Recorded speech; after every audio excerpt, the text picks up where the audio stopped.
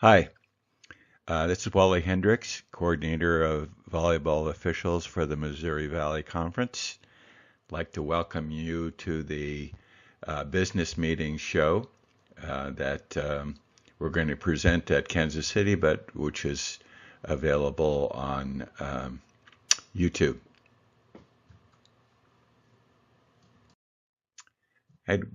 We'd like to start out with just remembering that Daphne was once again in the Final Four, great representative for the Missouri Valley Conference.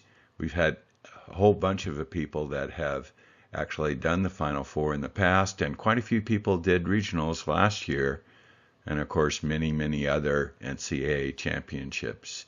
So we're really proud of our officiating crew.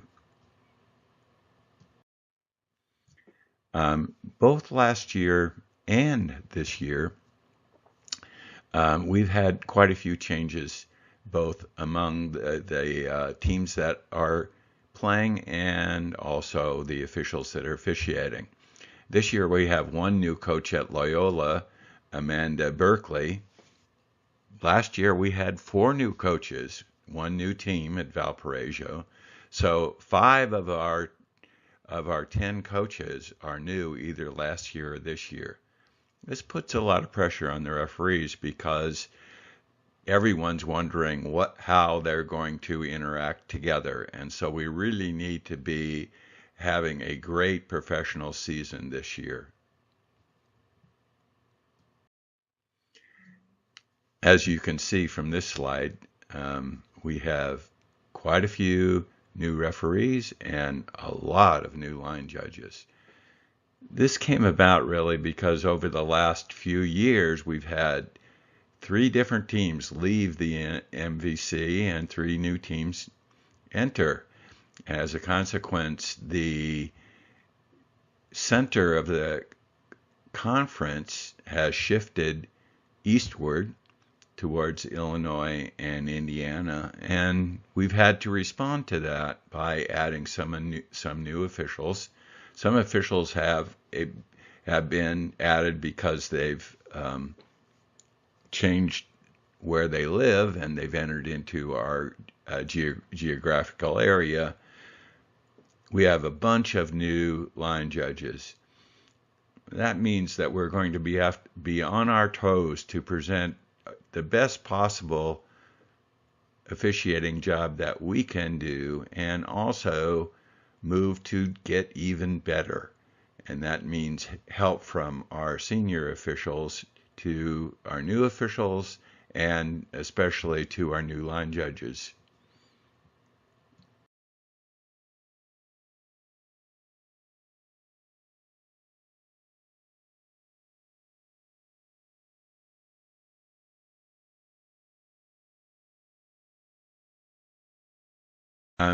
In this presentation, I will give you some things. I'm going to give a lot more in an email that I'll send to each referee and line judge. These things will deal with professionalism, expectations on and off the court, explanation of the fees that you will receive, explanation of our shared ride program, and evaluations that have to be completed by the first and second referee, and the evaluations that I will give to everyone, referees and line judges, when the season is complete. We're just going to go over the highlights of these in this presentation. You'll need to go to read your emails and get the full details of some of these things. Good news for all officials: match fees have increased. Line judge fee goes up to $110 per match. Referee fee increases to $280 a match. Those are for just the match fees. There are also fees that are paid for mileage and for per diem.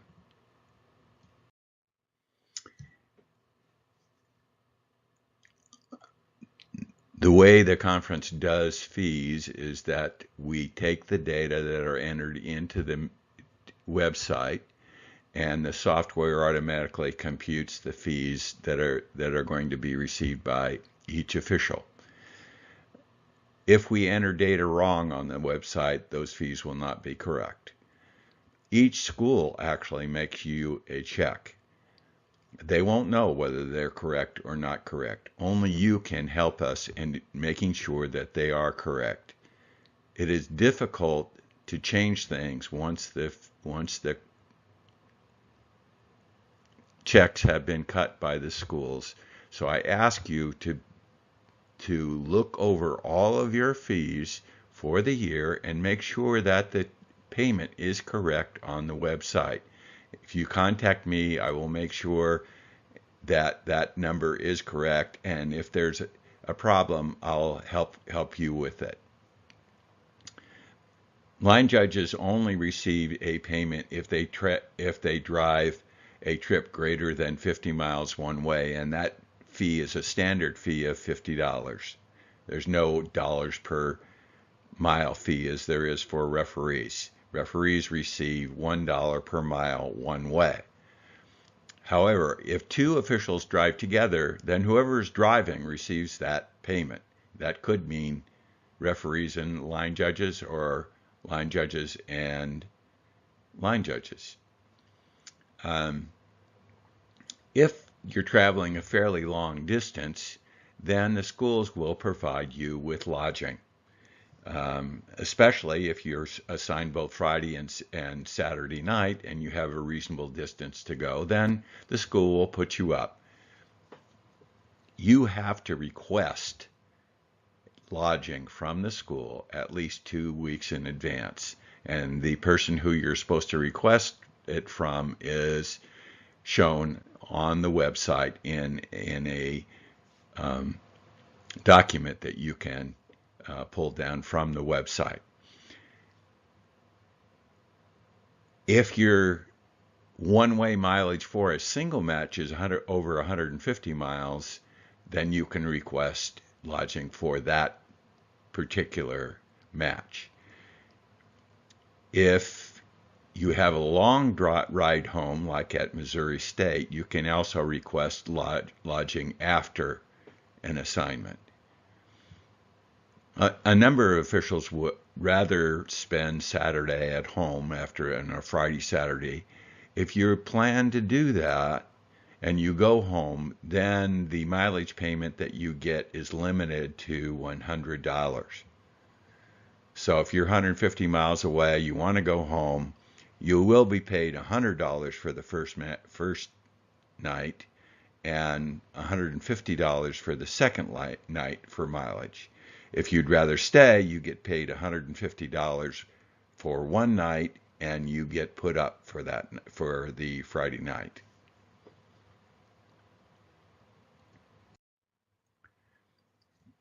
Beginning last year, we started using 3 different colors of uniforms. These work out really nicely. I want all the officials to be wearing the identical uniform. So if you're wearing gray, then everybody wears gray. They wear the MVC patch rather than the PAVO patch. The default shirt is white. So if you're only going to get one uniform, you have to get the new white uniform. The first referee is responsible for coordinating this across all of the officials for the particular match. And so if one official only has white, then everyone must wear white. If you don't have a patch and it hasn't been sent to you yet, it will be sent to you, but you need to contact me and tell me that you need a patch. Each fall, quite a few officials need to change their matches for whatever reason. This is especially true with line judges who get other opportunities. I have no problem with that as long as everybody keeps their calendar up to date. It's really difficult when I go to replace a person and I do so, and the next person rejects that match. If they were going to reject it, they should have blacked out that date in the first place. And that way I won't have assigned them to the match.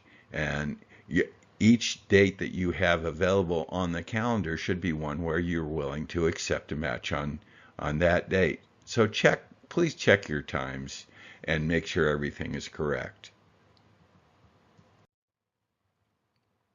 What are our season expectations? Well, of course, all referees need to go to the annual NCAA PAVO clinic. Line judges also have to go to a clinic in order to maintain their certification if they're only a certified official. National line judges have to take the online exam. All the referees have to take the online exam and score at least at the level necessary for a national referee.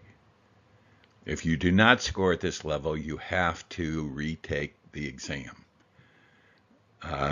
Everyone should be on the NCAA Central Hub. Steve Thorpe gives a lot of information on there. There's a lot of information for both line judges and referees.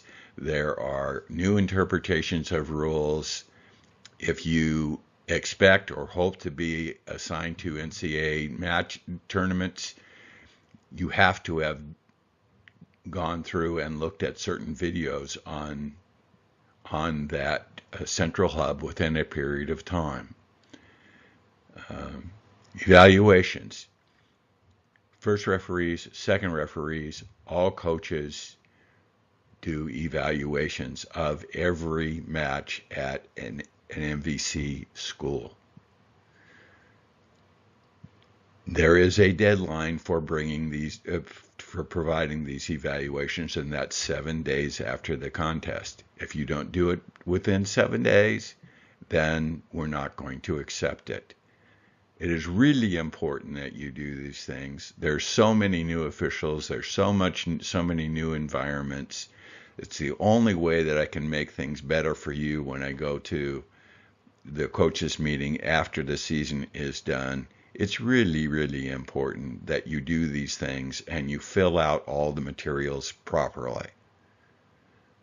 So at the end of the year, my evaluations for you are very much based on the comments that other people make and your comments. They're really important. Each match, the first referee should be provided with a match card that looks like this.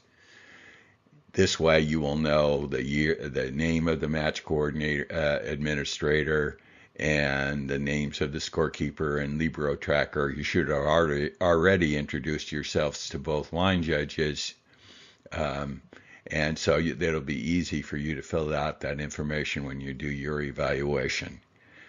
It is very important for the first referee to know where the match administrator is at all time, both the first referee and second referee, and know who that is.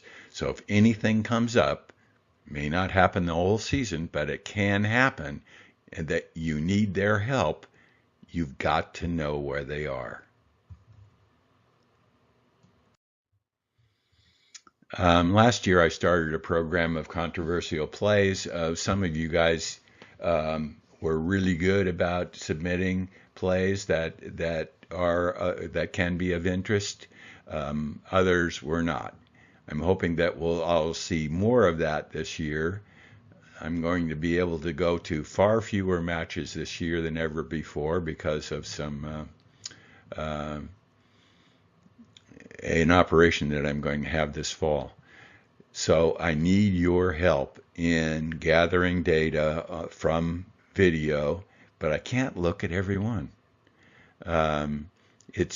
So I need to know the set and about the score of really interesting plays. These can be totally controversial, just simply really interesting.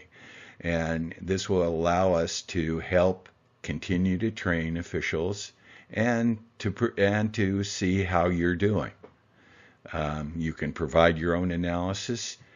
The R1 is responsible for this in a link that goes to SurveyMonkey that gives the information. But the R2 can really help by providing a piece of paper with a note about the set and the score that a particularly interesting play occurred. Take the time out just quickly just to jot things down, and it really helps.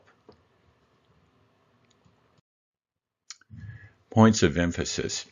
Last year when I went to the coaches meeting, some coaches felt like R2s were ignoring them in favor of just communicating only with their assistant coaches. And a lot of times they wanted to be involved with knowing what was happening or other things.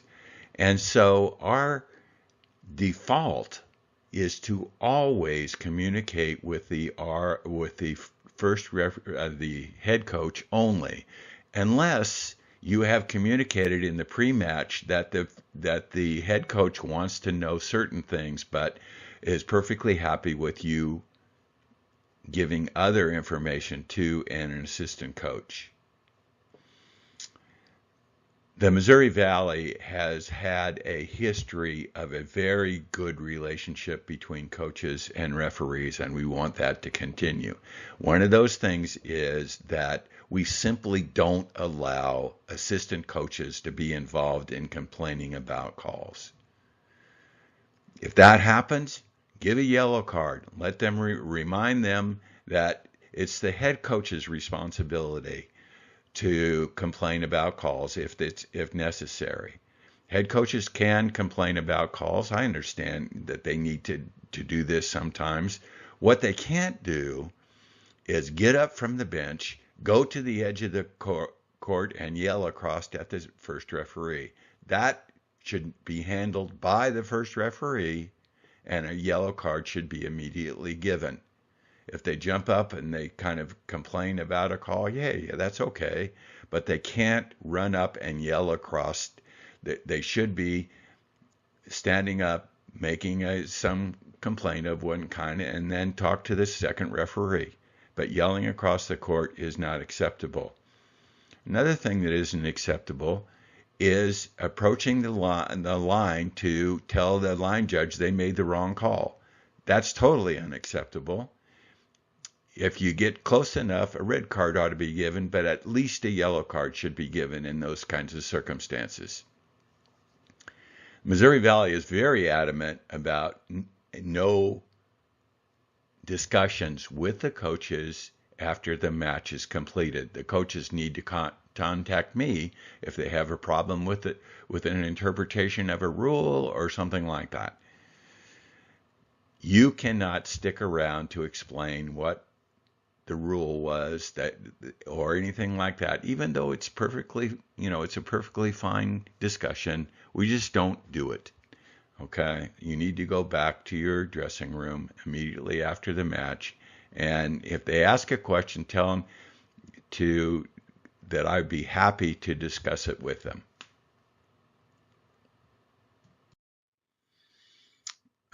One thing we've changed entirely this year is that we've gone back to having the old 3 minutes between sets 2 and 3. This is because the TV people said they lost customers when we had such a long time between those two sets. So we're going to go to 3 minutes and not 5 minutes. The NCAA may be going to 5 minutes. Two things that I want to emphasize for line judges that we had problems with last year. Sometimes line judges would ignore making a call down one of their lines when they saw that maybe the other line judge had made the call or something. You need to make a call if the ball is within 3 feet of your lines, either line. Second thing is that sometimes line judges would make too many calls. They would mimic calls that the other line judges had made when it was not their call. Don't mimic a call. If you've got a call, make a call, and you should make all the calls that are appropriate on your side. Now, one thing I want to try to do this year, because I saw a lot of problems in other matches with touch calls, is that it's very difficult for the first referee to know whether you've made a call on a back row player or somebody at the net in certain instances. What I want you to do is, if you're calling a touch on a back row player, make the normal touch call and point to that player with your flag. If it's a front row player that made the touch, then all I want you to do is indicate the touch call. You don't have to indicate the player at the net that actually touched the ball. Okay, well that's it. I hope you have a great season. Thanks very much.